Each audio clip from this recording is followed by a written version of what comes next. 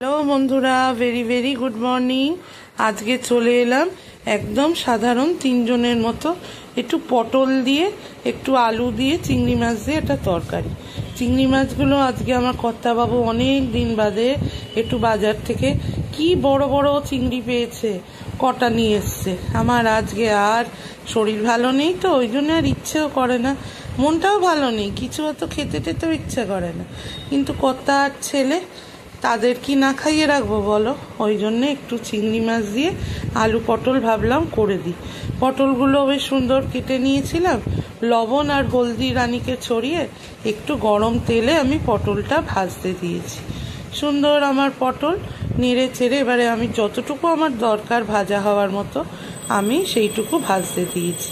আর ছোট্ট কড়াইটায় বসিয়েছি, দেখতে পাচ্ছ তো কতটুকুনি চাটনি, কয়েকটা খেজুর দেখলাম জানো ফ্রিজে, আর 2-3টে টমেটো কেটে একটু সামান্য লবণ দিয়ে আমি টমেটোগুলো গলাবো, ওই আর কি রান্না করতে করতে ওইটাও একটু দেখিয়ে দিলাম। আর সর্ষে ফোড়ন দিয়েছিলাম আজকে চাটনিতে, 5 ফোড়ন দিইনি। বলতে বলতে দেখো পটল প্রায় আমার একদমই ভাজা হয়ে এসছে।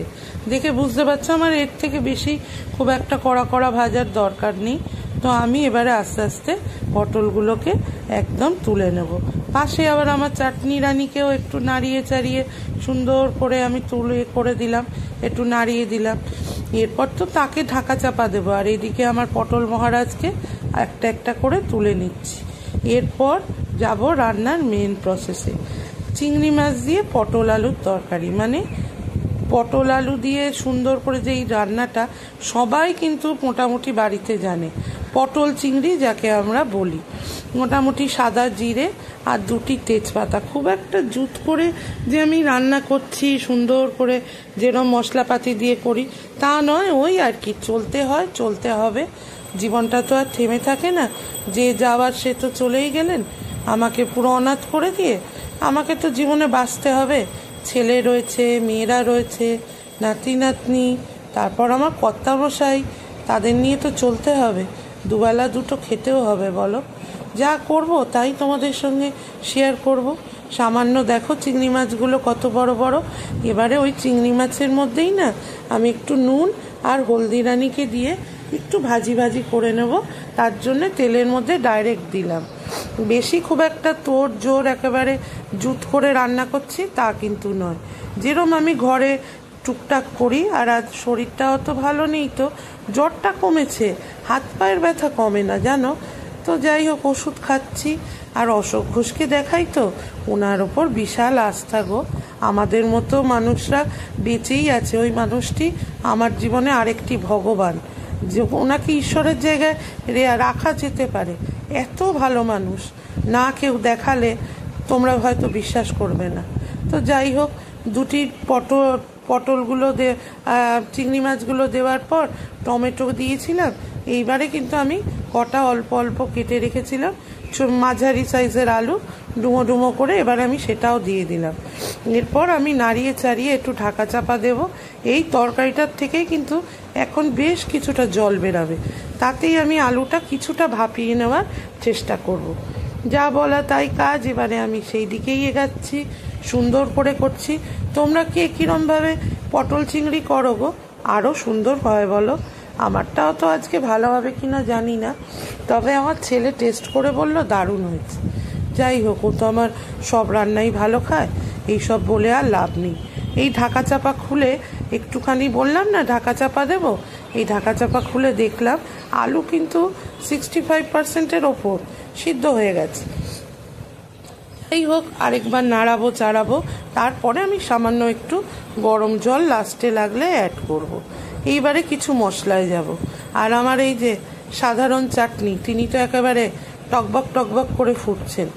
আমি 2টো ছোট ছোট পেঁয়াজ একটু মিক্সিতে গ্রাইন্ড করেছিলাম, 4-5টা কাঁচা লঙ্কা দিয়ে। আমি বেশিরভাগ কাঁচা লঙ্কার ঝালটাই দিই, শুকনো লঙ্কা গুঁড়ো খুবই নামমাত্র দিই।